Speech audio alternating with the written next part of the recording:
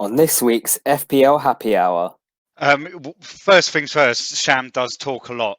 So yeah, I'm sure you'll be joining us more over the course of this season, and yeah, you'll hear his voice more than you hear mine.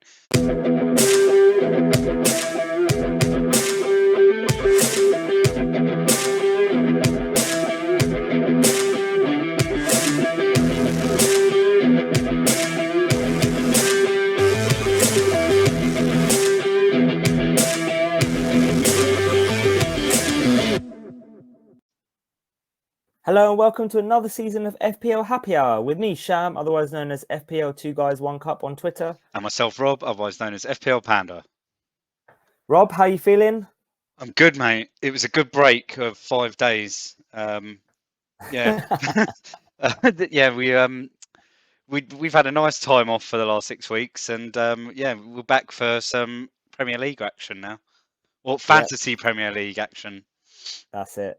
Right, so tonight is the beginning of another season for us covering FPL, and what better way to do it than as part of Planet FPL's Takeover Week? So before we get into it, myself and Rob would just like to say a big thanks to James and Serge for doing this. It's a great initiative to help promote newer accounts like us, and we both really appreciate it. So thank you, mate. Yeah, definitely. Right, so to all the people that may be listening or watching for us for the first time, welcome, and we hope you enjoy it. You can follow us on Twitter at FPL_Happy Hour. We're on YouTube if you'd like to see our lovely, pretty faces and some fancy graphics that Rob puts together. Our lovely, pretty faces. Yeah, not mine. And for those who like it on audio, we're on Spotify, Apple Music, and a host of other platforms as well. Right, so just a brief introduction into us. As I'm already talking, I'll go first. I'm a West Ham season ticket holder for my sins. I've been playing FPL seriously for about 4 years, maybe 5 years, mostly ranked around 80 to 100k. With one season, a couple of seasons ago, I finished at 6,000. Rob, yourself? First things first, Sham does talk a lot. So yeah, I'm sure you'll be joining us more over the course of this season, and yeah, you'll hear his voice more than you hear mine. My name's Rob. I'm a Man United fan for my sins. I've been playing FPL for about 4.5 seasons seriously, and then probably about 15 years, like along with other fantasy games, kind of very casually, like as in I make a team and then give up after 2 weeks. But yeah, and last season I finished 78k or 80k, and generally finished sort of in the top 250,000 in those 4 seasons. Yeah, and that's it. Yeah, I like spreadsheets as well. Yeah, do like spreadsheets. I like a spreadsheet. Right, so before we get into the meat of today's podcast, let me give you a bit of an insight into the format of our usual podcast for the season, just so you know what to expect. So we do 2 a week, but today's one, we've basically brought together bits and pieces of both of them and put it into one. You'll see some fancy graphics on the screen. Those are things that Rob puts together. So throughout the season, they'll update, and it's got XG and XA and predictions and all of that stuff, which is really good to see for those that are on YouTube. So the first of our podcasts usually comes out on a Monday or a Tuesday, and it's a pre-record. On that episode, we'll talk about how that game week went for us. We'll have a ones to watch section where we'll each pick a player that we really liked from the previous game week just gone, and with some stats to show why we like them and why we think they're really good going forward.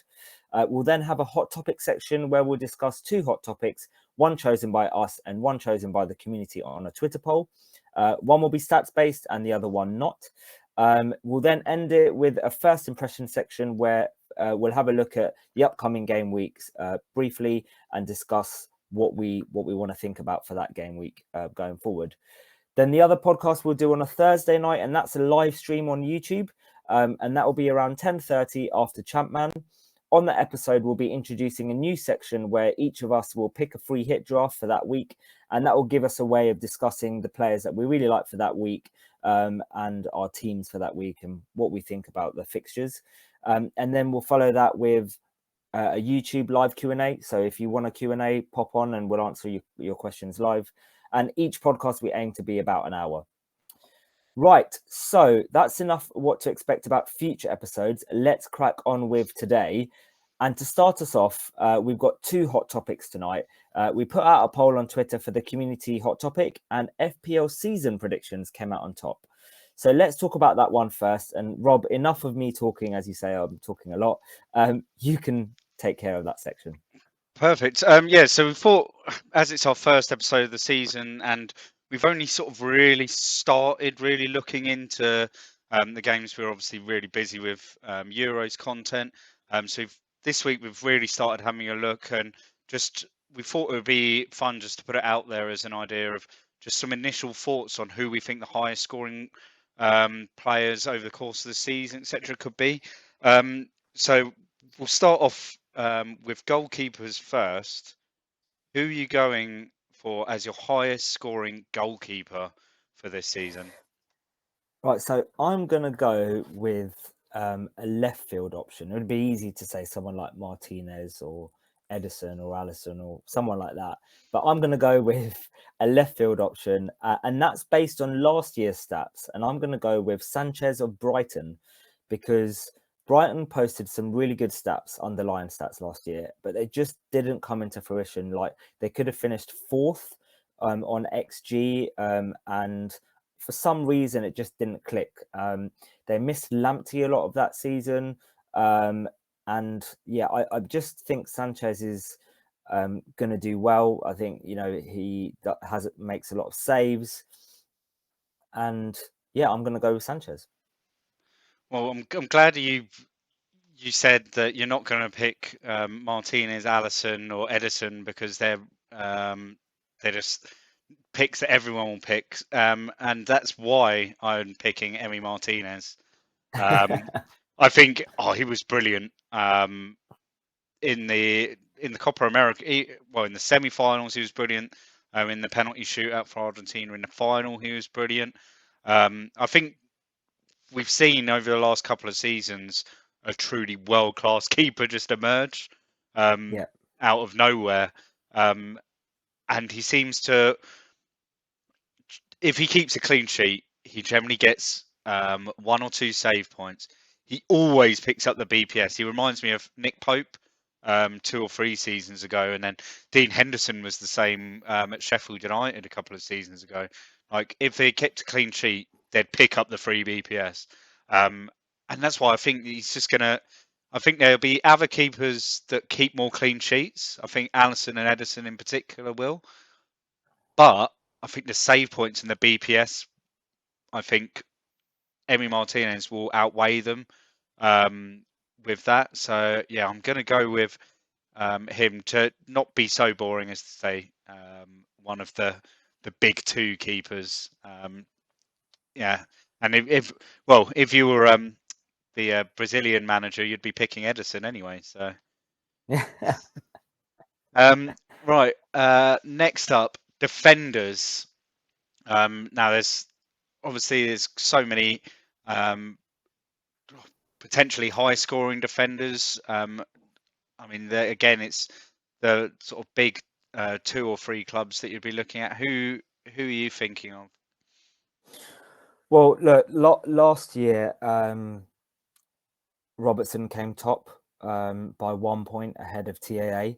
I'm going to go with TAA to top Robertson and everyone else this season. So I'm going to go with TAA. And the reason is he missed out in that England squad. I think he'll really want to prove a point and try and make it for the World Cup squad. Obviously, there's World Cup qualifiers coming up, and then you've got Qatar next year. And I just think, he's been part of that England side for a long time, and then him missing out, I think, probably hurt him quite a lot. And I think he'll have a point to prove. It was through injury, wasn't it? He missed out. He got injured, didn't he? So but still then gonna hurt. But then at the same time, he only just made it because they introduced it to 26, didn't he? So he wasn't part of the initial 23. Is that right? I think. I'm not sure entirely. I think he wasn't part of the initial 23, and then when they increased it to 26, he was, and then he got injured and had to come out. So I think, yeah, with Van Dijk back as well, I think Liverpool will look a lot stronger. And yeah, I'm back in TA this year. Yeah, I think it's hard to look away from Liverpool, especially with Van Dijk back, and they've signed this new centre half Canate as well. And if him and Van Dijk can strike up a decent partnership, I think the whole balance of that side's back in there, and yeah, those two fullbacks are going to be high scorers as long as Van Dijk is back and fit, and they can kind of continue where they left off 2 seasons ago. I'm going for a defender from one of the other big clubs, and that's João Cancelo from City. I think City played some of their, well, and him in particular played some of their best football when they kind of moved into kind of a 5-back, but it was kind of a 4-back at the same time, where Cancelo was pushed forward into more of a right midfield role. And Kyle Walker kind of came out and played right back from the centre half position. He did promise a lot last season, and we I think you had him for a long periods last season, didn't you? Yeah, I did. And he got Yeah, I really did. unlucky at times with rotation and stuff. I think, especially at the beginning of the season, I don't think that rotation is going to be a problem with Stones, Walker, possibly getting a bit of a rest for the first week. I mean, it's a tough fixture to start resting your first team players in against Spurs, but yeah, if Cancelo can kind of hit the ground running, he got injured just before the Euros, and but he's back and training. So yeah, I'd probably I'm going to back him. Right, midfielders. I think there's only two to choose from. So Yeah. I'm going to go first to Well, make sure I get my man, and that's Bruno. He was involved in everything last season for Man United. People did say that his form seemed to dip, and yeah, there's a lot of talk still about the amount of points he gets from scoring penalties. I can't see penalties dropping this season. I think that United, with the potential, well, the incoming of Sancho, I think the penalties, if anything, is going to become more for United. Um, Whenever United score, he seems to be involved. When they win, he picks up bonus points as well. I can't see him not um, getting at least somewhere close to what he got last season, considering there was that serious dip in form, sort of from about 3/4 of the way through. So yeah, Bruno is my man. And who's uh, your man? well, I can't choose anyone other than Mohamed Salah, the FPL king. I can't see anyone, beating Bruno or Salah. I think it is literally a coin flip. Although, with again, I mentioned him earlier, Van Dijk coming back, I think it will give a lot more confidence to that Liverpool side. And I think Salah is pivotal for that as well, and scoring those goals. I think with Jota in the side, he's going to be really vital. We saw towards the end of the season, Jota and Firmino kind of switching quite a bit, whereas in previous years it's always been Firmino, Salah, and Mane 90% of the season. Whereas I think this time you'll see Firmino kind of stepping back a bit and Jota playing a bit more. And that will give more creativity in that side, and for Salah to score those points. The other side of looking at it is it could be shared a lot more between Jota and Salah and Mane, because Firmino doesn't really deliver that much from a FPL points point of view, right? So that's the other way of looking at it. With Jota in the side, will it take away points from Salah? Either way, I'm still backing Salah, and I think he will be the top point scorer this year for midfielders. Yep. I think we're gonna, like I said before, like I think we're going to see a different Liverpool side from what we saw for large parts of last season. I think we're generally going to see a Liverpool side that we saw towards the end of last season. Very strong, attacking a lot. I think they'll use that width more than they did last year. I think Robertson and Trent had to do a lot more defending than they maybe would have liked to because of the weaknesses at the back. I don't. I think with Van Dijk back in there, we'll start to see more of that fluidity. That I'm saying this as a Man United fan. You did enjoy watching them play at times in over the last 4 years now. So yeah, I wouldn't go against Mohamed Salah being the top FPL scorer for what it would be like the fourth time in 5 seasons or something ridiculous like that. So yeah, you can't go against him. Right, forwards, but I'm gonna take out the cheat code because if he becomes the City player, he will be a cheat code this season and will be. Antonio's not linked to City. Well, damn right he ain't linked to City. There's a reason for that. But Harry Kane is linked to City, and I think if he does go, he will be in. Like we're going to see enormous amounts of ownership for him. I think. So let's take Harry Kane out of the question because there's a few interesting names kicking about, especially in that sort of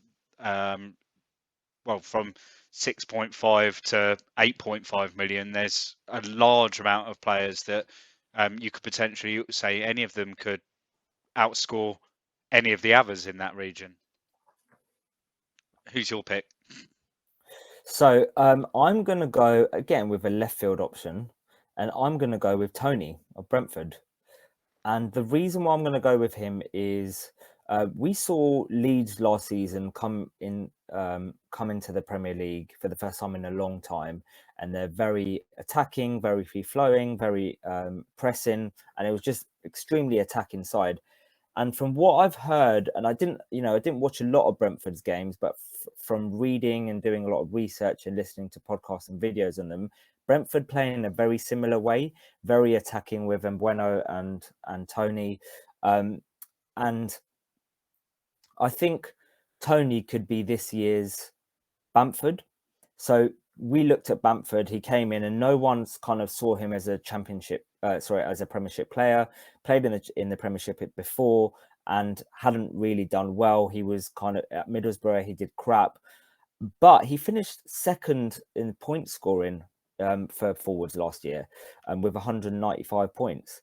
And I think Tony could do something similar. If Brentford play well and play that same attacking football and aren't scared like Leeds weren't, I think Tony could be a real option. And he got 43 goals and assists last year, involved in 51% of all of their goals and assists, and that's mad. So I'm going to go with Tony. Yeah, I'd agree with Ivan Toney. I think he could potentially be a really good asset this season. Personally, though, I'm looking at Dominic Calvert-Lewin of Everton. The signing of Carlo Ancelotti, signing of Rafa Benitez to replace Carlo Ancelotti, I think is a really good signing for Everton. Ancelotti's left them in a really good place, where over the last couple of seasons, he's kind of got them playing in a slightly different way, producing results at times. I think a lot of last season, the bad results came with injuries in important parts of the team. It'll be interesting to see how Rafa takes them forward. And I think Calvert-Lewin, again, he's another player with a point to prove. Didn't get to play much at the Euros, even with England only taking 2 strikers. He wants to stay in that England squad with the World Cup round the corner. So yeah, it's weird, isn't it? We're already talking about the World Cup round the corner because it And the is. Euros is yeah, Yeah. it's mad to think that, isn't it? Yeah, and so yeah, I'm backing Calvert-Lewin for another strong season, maybe a stronger season, because last season he did start well and then dip off around halfway through. After everyone had bought him in, he decided to dip off and troll everyone.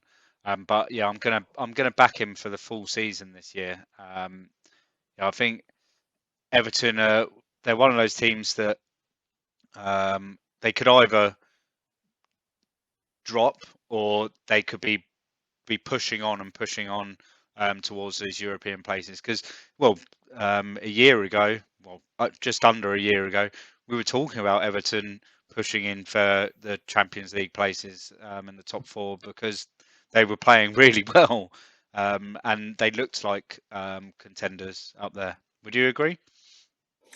Yeah, the only concern with Benitez is, I've spoken to a few Newcastle fans, and they've said that he was quite defensive, and I don't know if that's because that he was at Newcastle and it's a Newcastle thing, or if it's Rafa Benitez. I remember obviously when he was at Liverpool, he was very like a free flowing attacking manager. So I think if he can get them to play attacking free flowing football, then I think Calvert Lewin can do really well. My only concern is it doesn't feel like at the moment there's enough creativity in that Everton midfield. You've got Richarlison and you've got James Rodriguez. It's whether or not James can stay fit. Outside of that, where is that creativity to give Dominic Calvert-Lewin those goals going to come from? Maybe Dean, and we'll talk about him shortly, but I'm not sure where else. That would be my only concern about I Calvert-Lewin. think But with they have 5 or 6 great fixtures to start the season, right? So yeah, we'll learn a if you're lot going to about see it, yeah. we'll learn a lot about them, and it might be worth jumping on Calvert Lewin or Luca Dean early on because yeah, I think they're both potentially going to be up there. And, like, we'll be talking about Luca Dean a bit more very shortly. Right, so we've done the positions, but overall, who's the highest scoring player going to be? I have to go with Salah for reasons that I've already spoken about earlier. I'm going to say I'm going to go Bruno, but I think we'll both agree. It's always a midfielder, right? Yeah, I think it's that extra point, isn't it? Well, the extra Yeah. point for the clean sheet and the extra point for the goals. Other than that, though, surely we both would. If Kane goes to City, we'd both back Kane.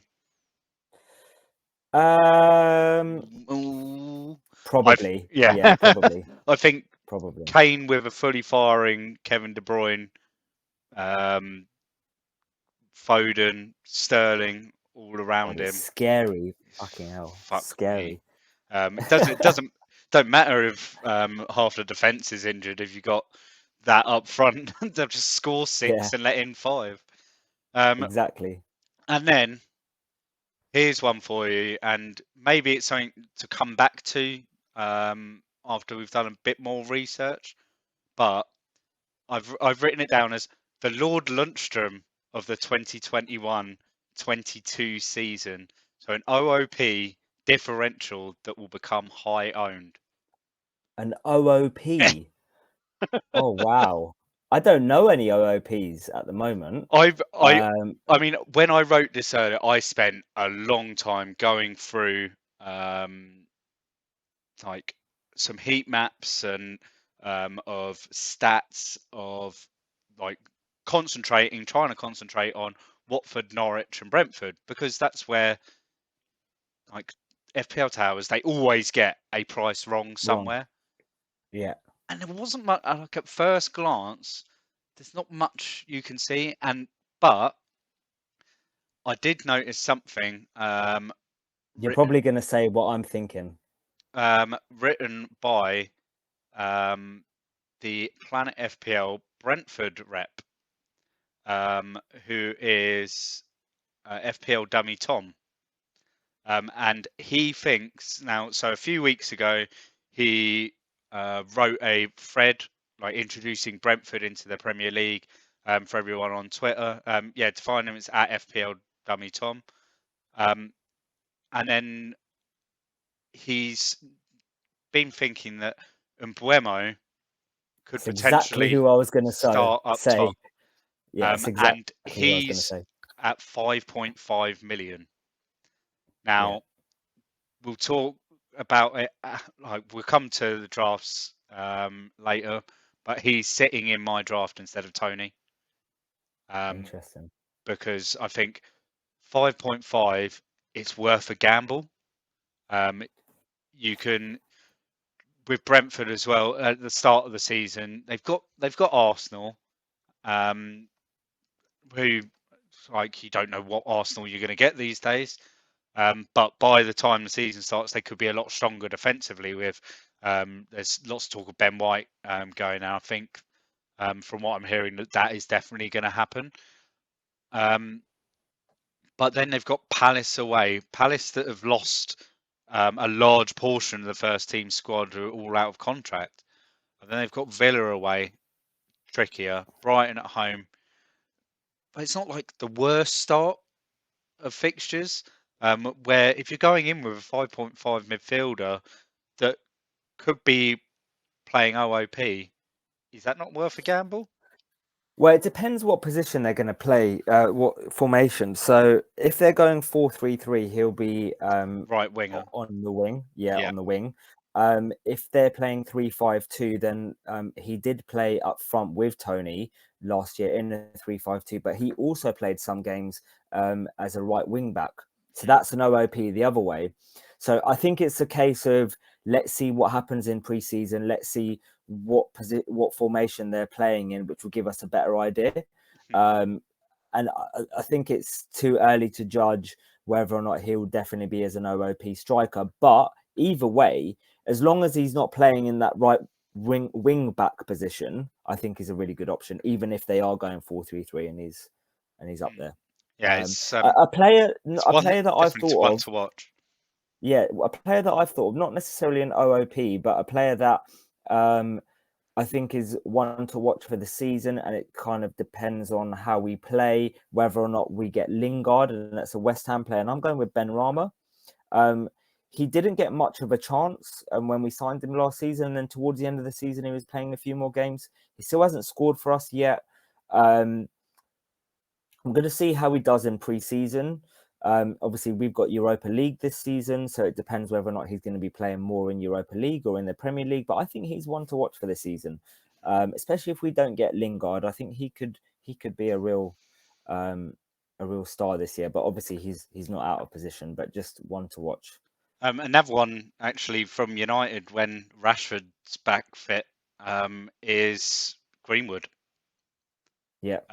Because you'd expect at some point in this season that Greenwood will be moving into a number 9 role, because that looks like it's pretty much the plan, and that's why Cavani was kept for an extra year, just to kind of ease Greenwood into that number 9 role with Rashford down the left, Sancho on the right, and Greenwood through the middle.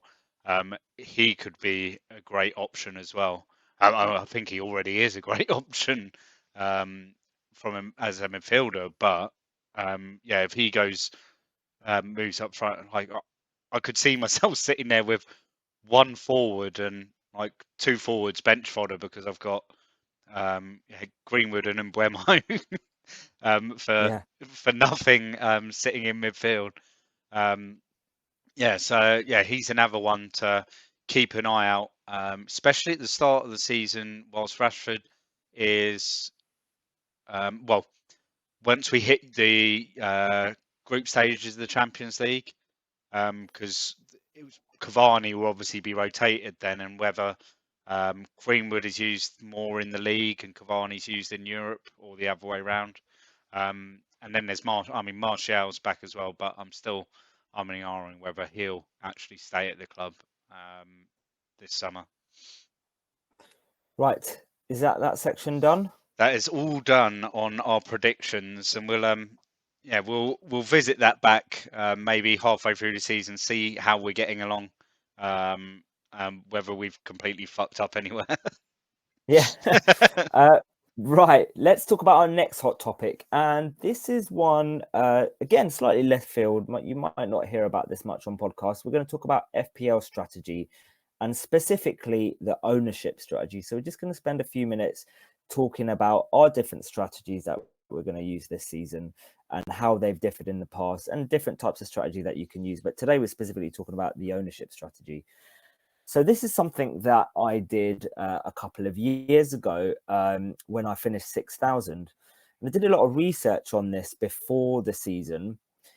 And what I ended up doing that season was going for players specifically on ownership, picking 7 to 8 players that had the highest ownership in all the players, and then picking 2 to 3 differentials and hoping that I could nail those 2 to 3 differentials.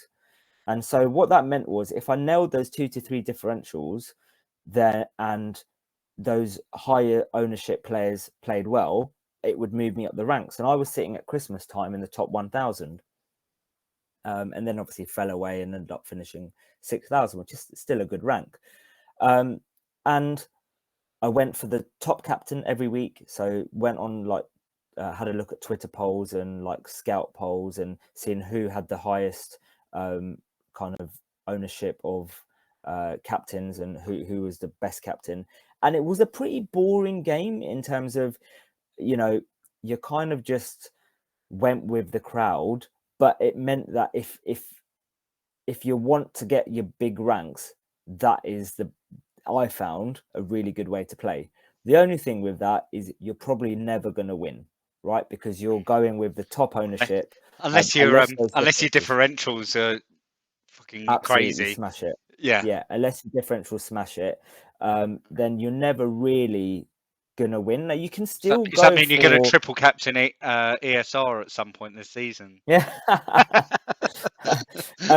You can still do things like upside chasing, similar to like a late riser strategy, where you're bringing in big forwards and then coming off them. So for example, in game week 3, Kane seems to be the best captaincy option, playing Watford at home, whereas United and Liverpool have got tougher fixtures. I think Liverpool have got Chelsea and United have got Wolves. So Bruno and Salah aren't necessarily the best captain. So you can bring out a player and bring in Kane, for example. So you can still do things like that. But it's and to be fair, Kane has high ownership anyway, so it would kind of fall within that model anyway. But doing that means if you start off the season really poorly, your rank isn't going to be that bad because everyone started poorly, or not everyone, but most people have, because obviously the ownership is so high. And you're not going to be in the millions. You'll probably be in the top million, for example. What I found personally in previous years is when I've started off really poorly for the season, I've ended up doing stupid moves to try and chase my rank, and that's made it even worse. Ended up doing worse and worse and worse. I think last year when we started the podcast, I don't know, I can't remember. I think I was 2 million or something like that. And then I had to end up bringing it back down and then ended up finishing in the top 100K, just outside the top 100K. But generally, during that middle part of the season, like the maybe game week 5 to 25, I end up being in the million, and that didn't really work for me because I ended up doing silly moves and it just made it almost worse. Whereas that year that I went really well, I was never really outside the top 20 or 30K. And because I started well, I was within the first 5 game weeks, I was in the top 20K, 30K, I think it was. So that's the kind of, I thought would bring that up, have a bit of an argument about it, see what you think, Rob, because I know you're a slightly different strategy, which we're going to talk about next week, and we'll talk about your strategy next week. But what's your thoughts on that ownership model? I think it's an interesting idea. I like that how you've acknowledged that it's probably not going to be the most fun way to play the game, but on the other hand, it's always fun to be able to boast and gloat about your rank at the end of the season. Yeah, well, exactly that. And well, especially for you, because I spent 6 months earlier this year doing the same thing to you. Yeah. So yeah, I mean that's all the fun that there is, unless you find it fun looking through ownership tables. Yeah. I mean, have you found it fun looking at the ownership tables that I've made this Well, evening? the thing is, so the thing is, the players that are generally people want are going to be the highest ownership anyway. Okay, so if we look at strikers, for example, from what I understand, I think you've got it on here anyway. Tony, Watkins, Calvert-Lewin, Kane, they're the top highest owners, right? I would probably be taking three of them anyway. Like, forget about ownership. I would be looking at three of them anyway, or I'd be looking at two and then a fodder one, right? So, and then you Finished look at Mbappe. midfield. Yeah, the finish Mbappe. Had to fit it in there somewhere. Yeah, you had to. Yeah, that's for people that listen to our Euro podcast. The Finland one will know about the finish Mbappe. And then if you look at midfielders, you've got Salah, Fernandes, Grealish, Rafinha. Those are the top midfielders. Rafinha is just a bloody bargain, and I think he's going to be in most people's side anyway. You forget about ownership. Bruno and Salah we spoke about. So the difference for me, I would say, is last year I'd probably get one of Bruno or Salah, whereas this year I'm definitely getting both. And I'm even trying to find a way to try and fit in Kane if I can. I found a way to fit in Kane. It's not in my current draft, but I found a way to fit him in if I do want him. So I think it's the popular players anyway that we expect to score well and we expect to do well throughout the season. And then it's those 2 to 3 other players that you can have fun with. So for me, as we'll come to our drafts later, you'll see I like Buendia. I think he's a good one. Potentially Sarr is an option. So it's these other players that you can kind of gamble on. And I think that's playing it safer. Obviously, it could go tits up, and the owner, it could be all the differentials that end up starting really well. Then the other thing that we spoke about before we went on air, we spoke about this yesterday, Rob, was doing my strategy that I'm thinking about doing. You have to kind of go with the crowd. So if I mean, people are wildcarding early, I was gonna you have say, to do like, that. I'll play a bit of devil's advocate, and when people use chips, you've got to use them as well. Yeah. And in weeks where there's free hits, you're probably going to have to be doing a lot of looking at what people around Twitter, Facebook, Reddit, what people are doing with their free hits to try and judge it, because you won't get sort of an accurate ownership figure, will you, from that? So you're going to have to do Yeah. a lot of work around your chips. You're going to be forced to wildcard the same time everyone else is going to wildcard. You're going to be forced to take your triple captain and put it on the highest EO Yep. in the week in a double that's the best to triple captain someone. Which is not like me and my game. You No, know how I've been playing last year, and you know that I'm pretty maverick. So to yeah, do something like this triple is, captained Suchek, wasn't it, last year? yeah.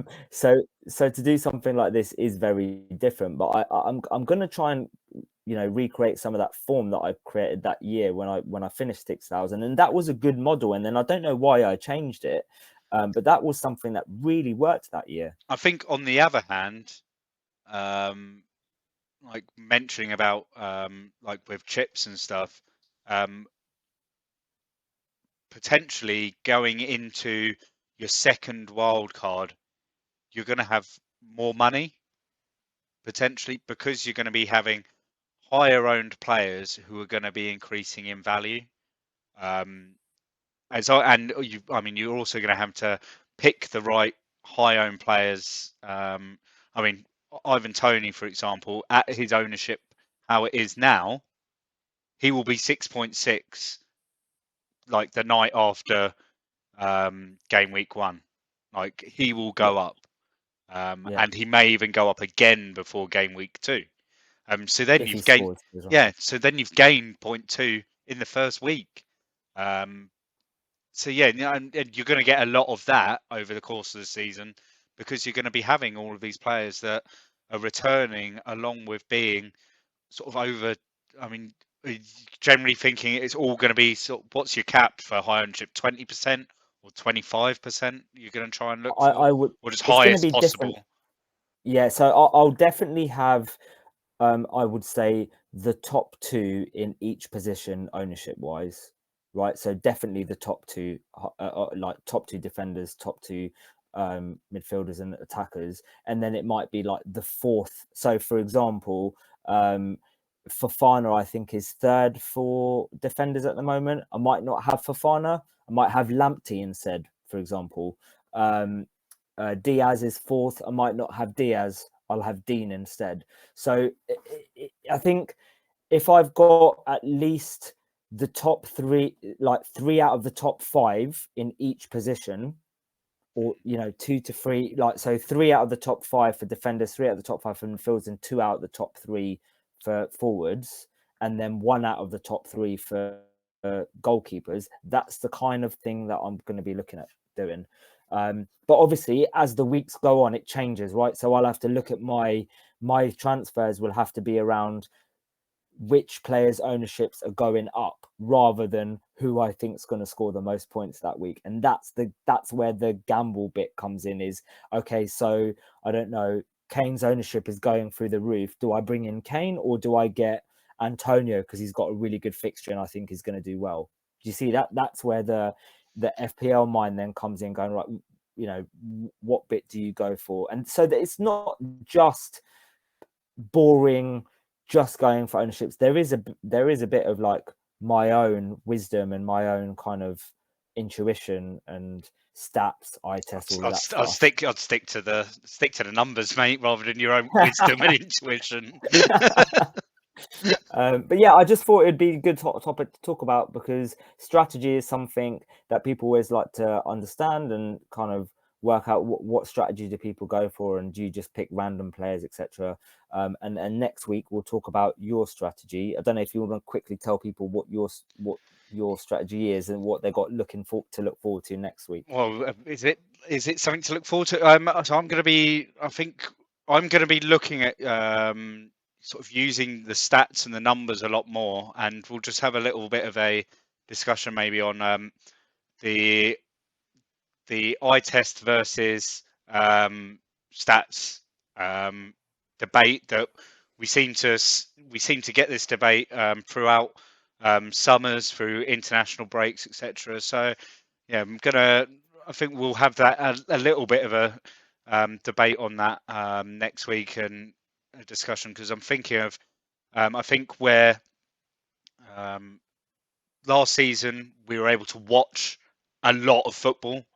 Where I was able to watch, like, there were some weeks I'd watch all 10 games all the way through. But next season, you're not going to get that. You're not going to be able to watch every game all the way through. In a lot of cases, it will be sticking on match of the day on a Saturday night, or probably more likely on a Monday lunchtime. Stick match of the day on, and that's how I'll be watching a large portion of the game. So I'm going to have some more info to back up what I've seen in highlights, because that's what they are. They're highlights. I'm not seeing other parts of the game. I mean, match of the day is a lot better than it was 20 years ago. It shows a lot, like, a more balanced view of every single game, whereas before it'd be like the first half The an hour. goals. It'd be first half an hour on one game, and then it'd be the goals for the rest of the Yeah, games. But yeah, now it's that's like right. 10 minutes for every game, isn't it? Yeah, So yeah, just have a little discussion on that, because yeah, I think a lot of people out there, like, there'll be a lot of people that are in my position that did watch a lot of the football last year, and are thinking, now how can I still get that same picture but not actually have the picture, if that yeah, makes sense.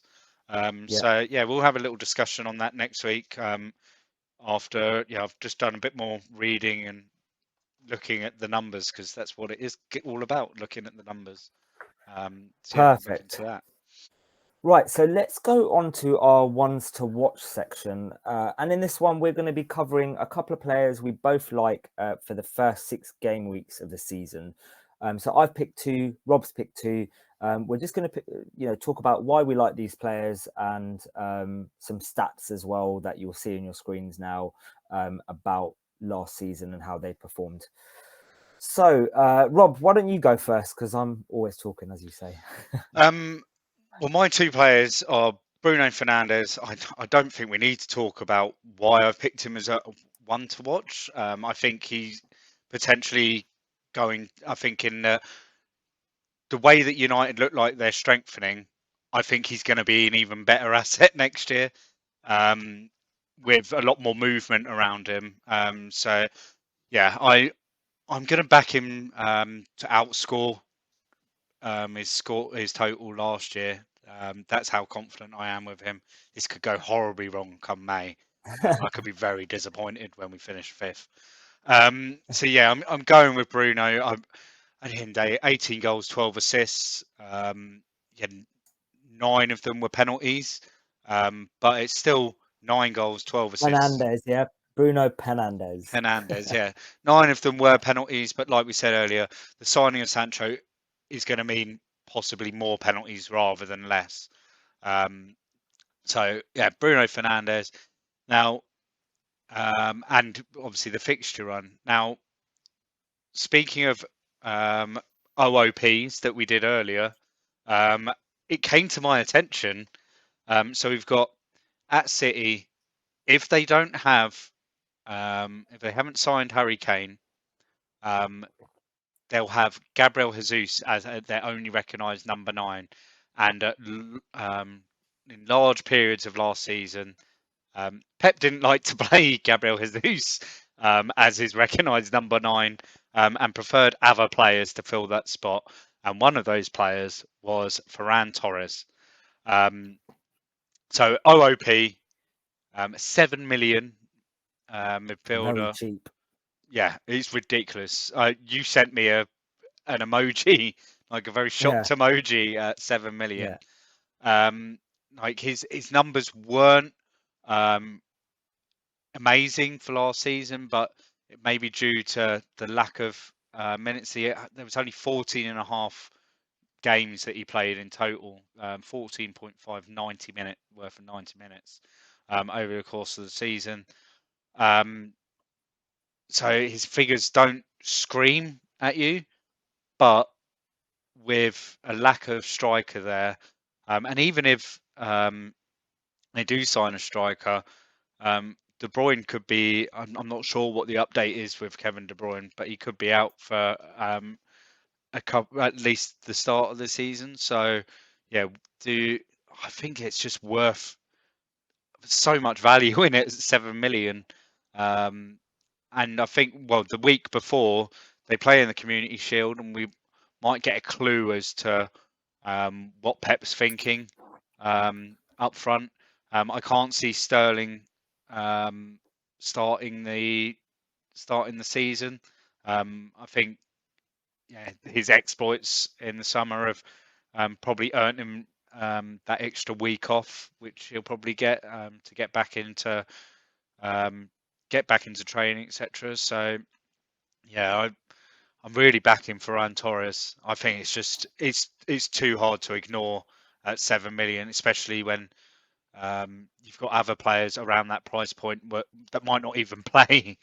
So yeah, I've gone with those 2, and your 2 are.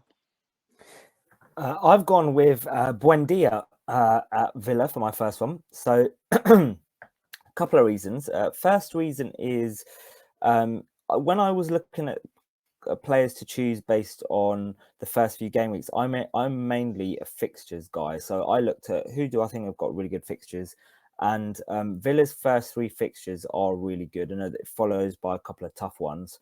But I'm backing Buendia because of his form last year in the Championship. Now, yes, it was in the Championship, but he got 15 goals and 15 assists last year.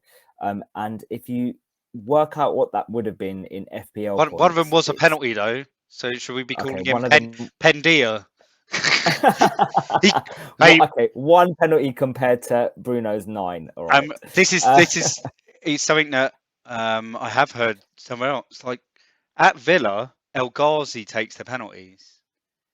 Now, And he probably won't be playing as much. yeah, will Buendia end up taking the penalties at Villa?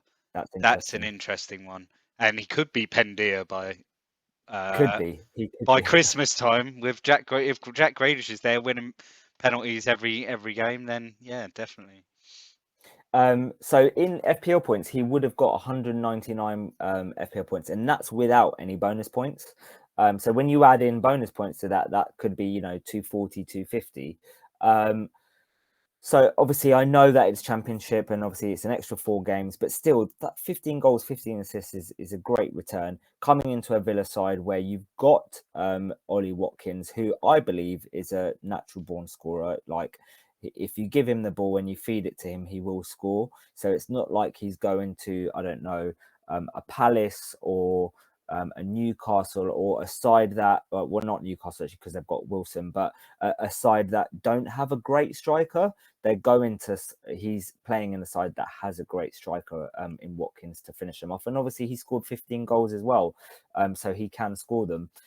So yeah, that's my pick, my first pick. Obviously you've got a range of other stats on the screen, but I'm not going to go through all of them. But the only one thing to be concerned with him is he got 8 yellow cards and 2 red cards last year. So he's a bit of a dirty boy, shall we say. I mean, So one thing to be wary of. His non-penalty XG plus XA was 17.2, which that's pretty good considering that, like, if you think that Bruno is 18.8. So there's the comparison. Then that's 0.47 per 90, whilst Bruno's 0.55. So it's you're just looking just underneath that sort of elite level in from the championship. It's like you said though, it's whether he can convert that into the Premier League. But I think he's good enough to. And my second player is Luca Dean. So I think this really relies on what how Rafa is going to play. I said that I spoke earlier about Rafa Benitez, and I think he'll pick up a lot of clean sheets with his defensive style play. So Luca Dean could do really well from a defensive point of view, but we also know he's really attacking. Last year he picked up 7 assists, and we know that he could have got a lot more. I talked earlier about how I was concerned about Everton being able to have that attacking threat and where that attacking threat is going to come from a creativity point of view. And I think Luca Dean is really important to that with his free kicks and corners. And obviously they start off the season with 6 really great fixtures. So I'm backing Luca Dean as my other one to watch for the first few game weeks. And as you'll see when we show our drafts shortly, they are both in my side at the moment. So yeah, those are the 2 that I'm going for. Yeah, it'd be interesting to look back after the first few game weeks of the season to see how these picks have got on. Yeah. As well, we'll probably have a few more ones to watch as we get close to the season, and we've seen like teams have started playing friendlies now. So we're gonna obviously you don't look at like who's scoring or what. You want to look at where players are playing. It's the sort of thing where heat maps are really good for like don't watch a friendly, but like just look at the heat maps, and I think you'll learn more about how a player's playing and their positioning from that than you would necessarily from sitting and watching the 90 minutes of football that you might not necessarily be interested in. And every week before obviously the season starts, we'll continue this ones to watch, and we'll kind of either add to it or change it, or we'll talk about a couple of players that we like. Next week it might be, I don't know, budget midfielders or budget defenders or whatever, but we'll always be comparing. Next week City have signed Kane, and I just go, I don't want Ferran Torres anymore. Yeah, exactly. Right, so let's move on to our penultimate section, and that is our drafts before we answer some of your Twitter questions. So let's just look at our drafts quickly, where they're at so far, and see what changes. What it's looking like briefly, and any thoughts on it. So is this your one? Yeah. So at the moment, I've gone with Sancho and Sancho. Yeah, I've got Sancho in goal. So I've got Sanchez and Gaeta, which is, I think that's fairly template at the moment. I want to try and escape from it, but I'm just got to work out how and where I'm going to. So I've got those two. My defenders, TAA, Digne, and Soufal. And then I've got Lorente and I can't say his name. He plays for Watford, but he starts at centre half, or at least he started the last 8 games of the season at centre half, and he was 4 million, so he's just bench fodder. Then midfielders, I've got Bruno, Salah, the Croydon, De Bruyne, Smith Rowe, and Torres. And then I've got Mbuemo currently as well. And then my forwards, I've got Watkins, Welbeck, and Calvert-Lewin. So I've gone pretty cheap up front. I'm not sure, and someone has asked about this in the questions, whether I've maybe spent a bit too much at the back. Could I shave 0.5 somewhere? But I think if I'm shaving 0.5, I'm probably having to shave it off Digne than Soufal. Do I want to do that? Yeah, I'm still weighing up a lot. I mean, this is just an initial draft that I've probably spent like an hour or two, sort of playing around and building it. Because neither of us really looked at the game till sort of Monday, really. Or tried to look at it on Monday. I was really hungover. So yeah, this is how I'm looking at the moment. Yeah, I think it's just a case of just tweaking bits here and there. I'd really want to maybe take a gamble on Henderson as United's number 1, but I think that's something that we do have to kind of watch the friendlies for to see if he starts more than De Gea does. But I think that De Gea might be gone by the time the season starts anyway, which would remove the question. And if that's the case, then I'll just go Henderson, and I think Heaton's at 4 million, which I think Henderson and Heaton as a two, but then that limits you on United assets moving forward. So it's not the best double up to go with. I think as the preseason goes on and we start doing more research, because bear in mind that we've been focused on Euro fantasy for the last kind of 6 weeks. This will change. Preseason friendlies, injuries, Massively, yeah. transfers. It will change. The template will change. The ownership stuff will change. So I think it will change for both of us. So I think it's a good basis to start with. But what you're seeing now, almost definitely won't be what you'll see. Yeah, I mean, before game week 1. But it's good to kind of reflect and have a look at it, and gives you an idea of where to tweak and where to change. Yeah, I mean, I think if say Varane ends up at United, I'll probably be looking at double United defence, because there's entry points there that like decent value. You can get Shaw and Henderson as a double United defence. Or if Kane goes to City, you'll have to take out Torres. Well, yeah, that's the thing, right? So you probably won't want Ferran Torres anymore, and I want Harry Kane, and you want Kane. So then you'll have to move people around. So then I think then you'd be looking at. I'd probably. I mean, one player a 3-5-2 or a 4-4-2. One player I was really hoping that we'd get the price before we recorded, but it hasn't been officially announced. Well, it might have been whilst we've been recording, and that's Jadon Sancho. Because if he's around the 9 million mark, I think I would leave Bruno out and go with Jadon Sancho instead, and then that frees up 3 million to be able to spend elsewhere.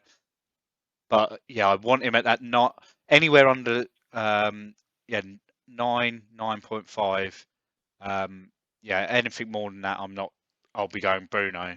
But Yeah, I think that 9.5, I'll be yeah, I think he's straight into my team because I don't think he'll have a break. I think it'll be a case of um, yeah, if he feels he's ready, and at United he will be ready, like mentally and everything. Then yeah, I think he could come in and just blow teams away in the first few game weeks. Let's have a look at your team then. How are we looking? Oh, look, it's not quite the same as mine. So mine is very, as we discussed earlier, ownership based. I've got Sanchez, Dean, Shaw, TA at the back, and the thing is with this, right? So obviously Shaw is high up on the ownership at the moment, but we don't know whether or not he's going to start the season. The other thing that I've got is obviously TAA is there, but I could potentially lose TAA to bring in Kane if I wanted to, because that will save 3 million and then shave off a bit of the midfield. So I'm giving myself options there if I did want to do that. In defense, I've got Fofana and is it Fofana and Williams there? Yeah, Yeah, Fofana and Williams. I haven't done enough research in the 4 million defenders, so I didn't know about that Watford defender. But Williams, I believe, should be on his way to Southampton. If not, I don't know if that's definitely confirmed. But he's a good shout as a 4 million defender if he does go to Southampton. Fofana could become Lamptey. I really like Brighton, as I said at the beginning of the pod. So, you know, Lamptey could swap in for Fofana. And then in midfield, I've got Bruno Salah with my differential being Buendia, Rafinha, and I've just got Basuma in there as a 4.5 fodder. Again, all based on ownership. Salah, Rafinha, and Bruno are all kind of the highest. And then the top three ownership, highest ownership forwards, and that's Watkins, Calvert-Lewin, and Tony. So I might have a couple of differentials in there with Buendia and Lamptey, but other than that, it's pretty template and boring, to be honest. so that's that then. Yeah, I do think there's value in it and doing it that way, and I'm going to try the season and see how it starts off. It might be that I get to game week 15 and either I'm extremely bored or it's going really bad, and I might change it up. You'll just give it up. Yeah, not give up, but do my wild card and just change it up. Right, let's get to some Twitter questions. Rob, what are the Twitter questions saying? Right, so first up, we've got a question from @JHulkJohn or John Steen. Is big at the back ever worth it? Trent and Robbo double up sounds tempting. Dean with the fixtures is a lock for me. Shaw is a popular pick, and then put in a City or Chelsea defender, Soufal or Brighton defender, and you've suddenly got a strong back five. Is it worth it? Yes, potentially. I think it would be very difficult to do it if you want Kane in your side. So if Kane does go to City, it's going to be hard to do that and have Bruno and Salah. You won't be able to do it. You won't be able to have TA, that's for sure. I don't know if it's worth it starting off with the season, but as we know, as the season goes on, we might see templates forming.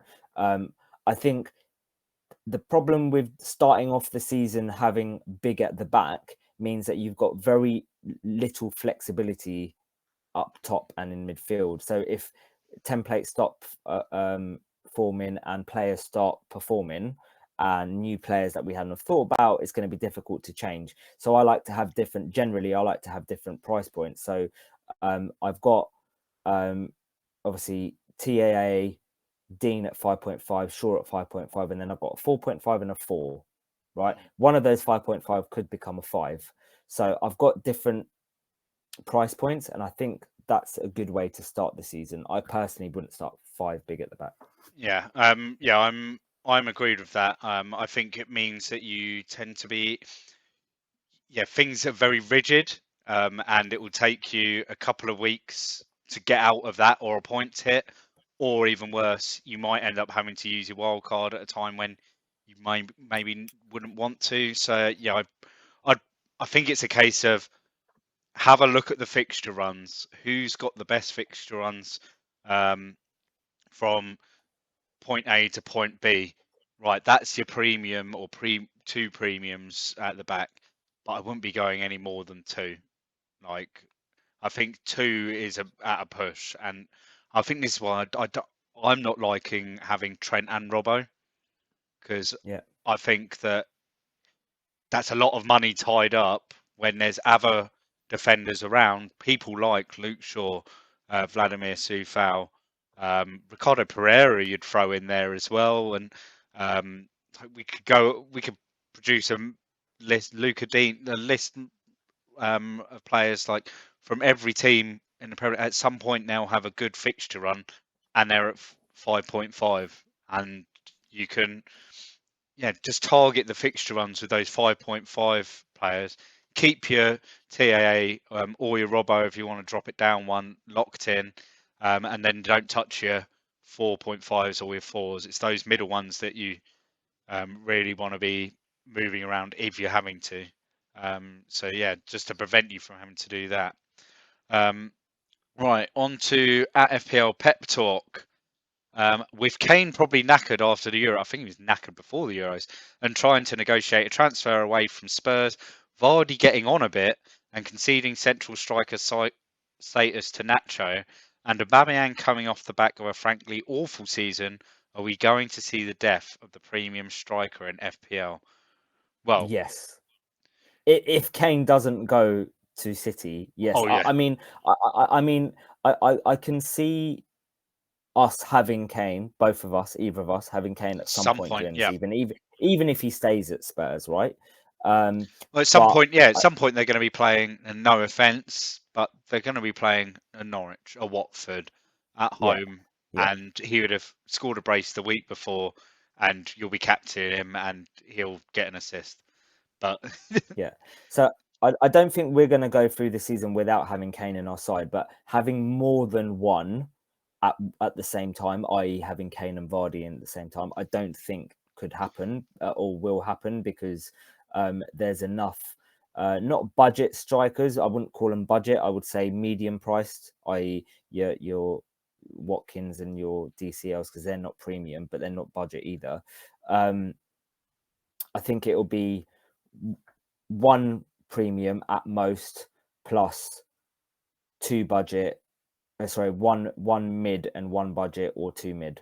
Yeah, yeah, I don't think. I don't think it'll. I mean, and on the other hand, if Kane does go to City, that he's in everyone's team, like we said earlier, he's in everyone's team the moment that happens, and he stays there for as long as his ankles can hold out, basically. Yeah, Um, but Vardy, I'm not looking at. Aubameyang is one that interests me. Um, I think it depends what Arsenal we see. Um, I think it's the sort of fixture. Didn't they? Who did they have game week 1 last year? Did they have Palace, Fulham, Fulham at home, Fulham, or Fulham hmm away? And he Fulham, was, and they Fulham away, and he I got an believe, and they won assist, 3-1. and he got an Yeah, yeah, assist. yeah. But everyone was on him. I mean, he was a midfielder as well, which helped.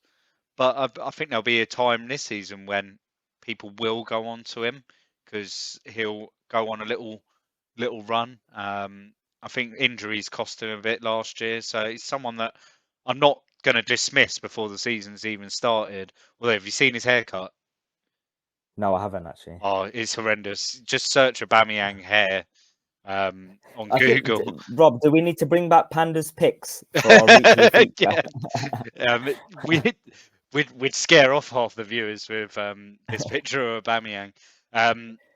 So I wouldn't be like dismissing him straight away because if he bangs in a hat trick against Brentford and maybe picks up another goal against either Chelsea or City, I'll probably have him in my team by the time we get to the Norwich game, wouldn't you? You'd probably back him Mm.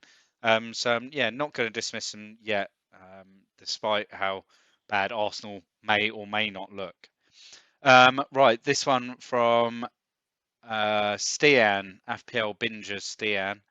How will you lads handle premiums this season? Do we even need them? And at first glance, where are the hidden gems in the promoted teams?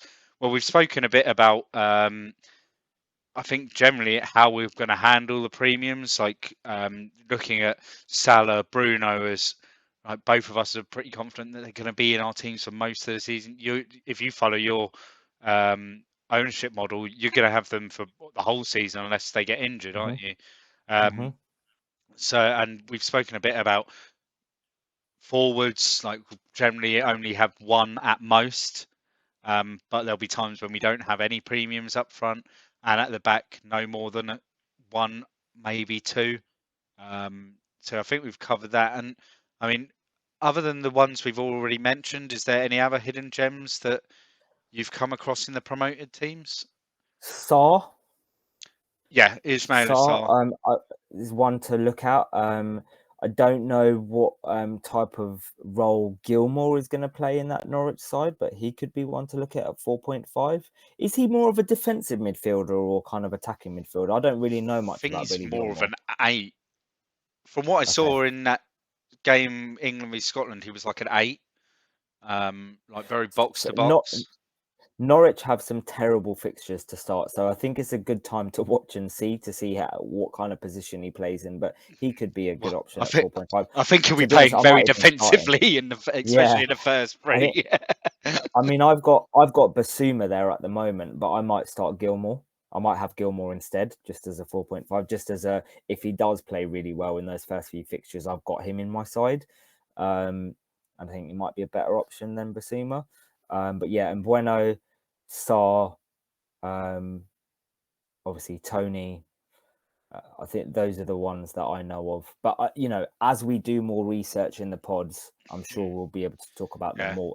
I think probably one episode we might do as one hot topics. We might just look at promoted players from promoted sides. I think we did have that as one of the options for the poll yeah, actually, which didn't win. yeah. But I we'll mean, probably do that yeah, we'll again. stick that up again as an option. And I mean, one thing I have found when I have had a look at some of the promoted side, they're signing players. Like there's a couple of them that have signed 2 or 3 players already, and so they again something to keep an eye on through the friendlies, like which players are playing, and yeah, keep an eye out on correspondent week, Yep. Planet FPL, because they'll be the correspondents will be watching all of these friendlies for the promoted sides. That's where we can really learn a bit more about them. So, like even I think Watford signed a couple of players in January and kind of just gradually bedded them in towards the end of last season. I think it was Watford. So yeah, and I'd want to know whether those players are looking at actually coming in. Yeah, they're 3 very interesting sides. I think 2 of them maybe are slightly more stronger and will be more equipped to deal with the Premier League than one of them is. I'm not going to say which because otherwise someone will laugh at me for getting it wrong. So yeah, we'll we'll definitely be visiting the promoted sides, having an in-depth look at some point. Because if you guys don't vote it, then we'll just do it on our selection one Yeah. week. So yeah, we'll definitely be covering it before the start of the season. Right. From Steve Bird, is ESR essential? I'll Um, let you answer that one, mate. he if we see a good Arsenal at 5.5, I was expecting him to come in at 6. To be fair, so I don't know about essential. The reason why that question was asked, for episode 1, viewers and listeners, viewers and listeners that haven't seen us from the very beginning, episode 1, our first ever episode, Rob decided to say that Emil Smith Rowe was essential, and I laughed in his face. And ever since then, all our listeners that heard that have been taking the piss and basically yeah. said, "Is ESR essential?" So that's why that I question was was a few coming. beers deep, but then he did score that weekend as well. I He seem did. to He remember he did. scored the winner against Newcastle in the cup in extra time. Indeed, he did. So there you go.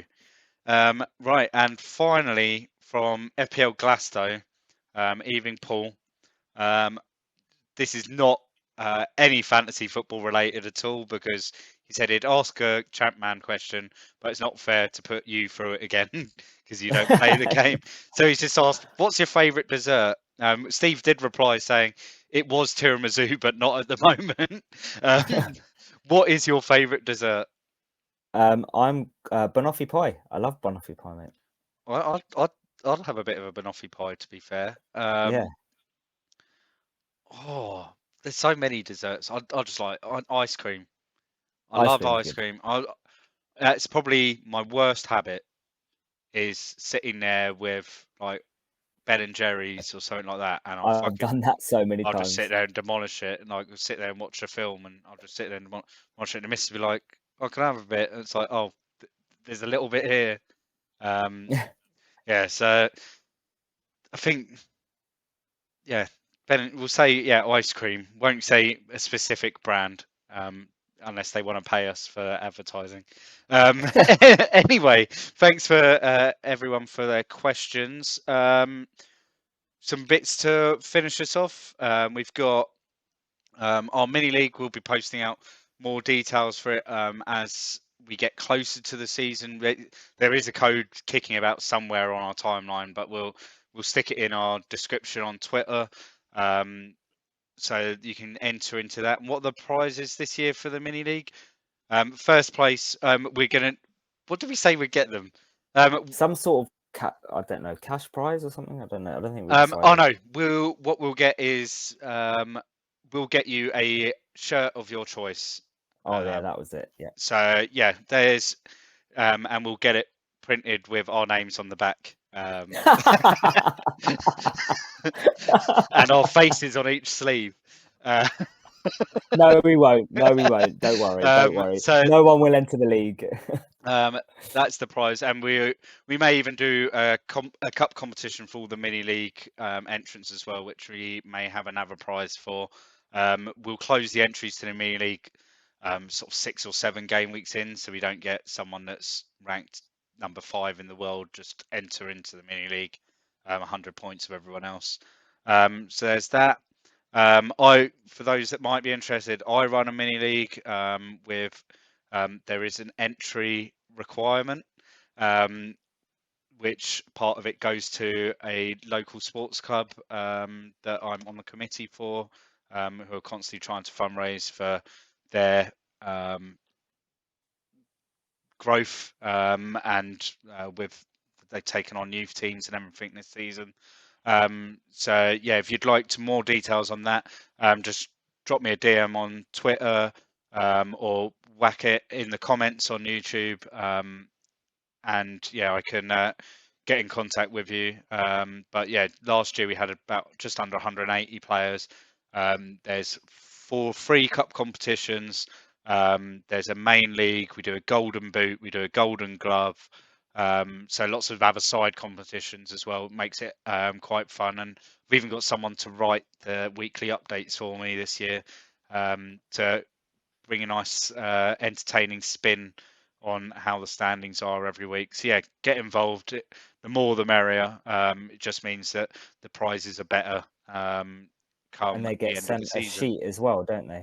Yeah. So then within that, included in your entrance requirement, you get obviously your entry. There's a charity donation, and you also have the option for a planner. So those of you that don't know, I do a transfer planner that covers everything, projections and everything. It's all auto updated through Google Sheets. Um, so yeah, you get all of that included as well, which some people said that's worth the entry requirement alone.